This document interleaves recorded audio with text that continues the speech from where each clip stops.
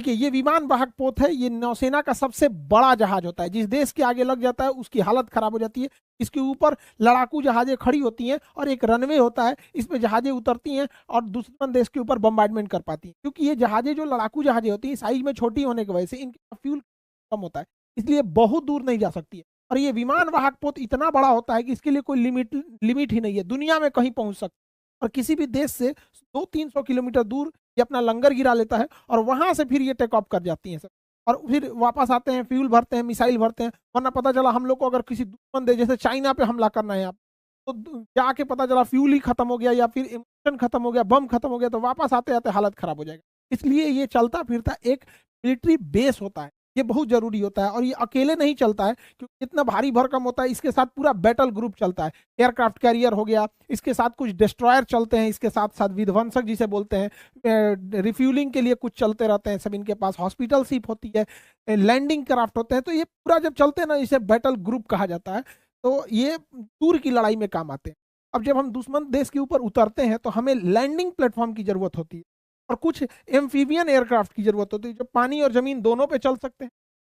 Landing aircraft एक बड़े होलो खोखले शेप के होते हैं जिनके अंदर टैंक, ट्रक, सैनिक भर दिया जाता है और ये जहाजों को दुश्मन देश के पास ले आके लगा दिया जाता है। और दुश्मन देश के पास लगा दिया जाता है, इसमें से हमारे सैनिक जो होते हैं इसके ऊपर निकल के हमला कर सकते हैं, इसलिए इसे हम लैंडिंग प्लेटफॉर्म के तौर पे।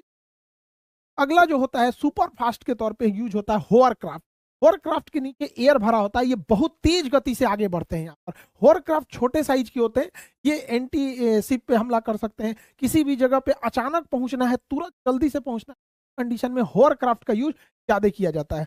अब मेन बैटल को समझते हैं, डिस्ट्रॉयर क्या होते हैं। विमान वाहक पोत जो एयरक्राफ्ट कैरियर होता है वो बहुत बड़े साइज का, के बाद अगर सबसे ज्यादा किसी का यूज होता है तो डिस्ट्रॉयर का होता है, हिंदी में विध्वंसक कहते हैं। ये बहुत विशाल आकार का जहाज होता है, जैसे हमारा कोलकाता का क्लास का डिस्ट्रॉयर वगैरह, ये सब बहुत विशाल आकार के। इनमें हर तरह के हथियार होते हैं, पनडुब्बी को मारने के लिए, एयरक्राफ्ट को मारने के लिए, शिप मारने के लिए, सरफेस टू एयर हवाई जहाज को मारने के लिए, माइन स्वीपिंग, हर तरह के हथियारों से ये लैस होते हैं। इनका आकार बहुत बड़ा होता है, इस वजह से ये तुरंत टर्न नहीं ले पाते, इसीलिए इनका ही एक छोटा रूप बनाया गया।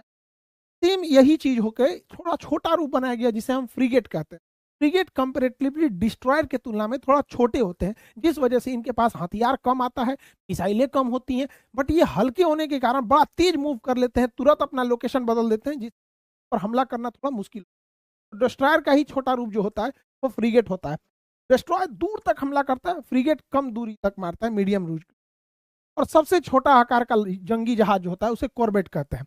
कॉर्वेट जो होते हैं बहुत छोटे आकार के होते हैं, बहुत दूर तक नहीं जा पाते, लेकिन बहुत तेज मैनेवरेबल होते हैं, ये सब बड़ी तेज घूम जाते हैं, सब छोटे छोटे साइज के ही होते हैं। यहाँ पे बेसिकली इन्हें मिसाइल लॉन्च करने के लिए ही यूज किया जाता है।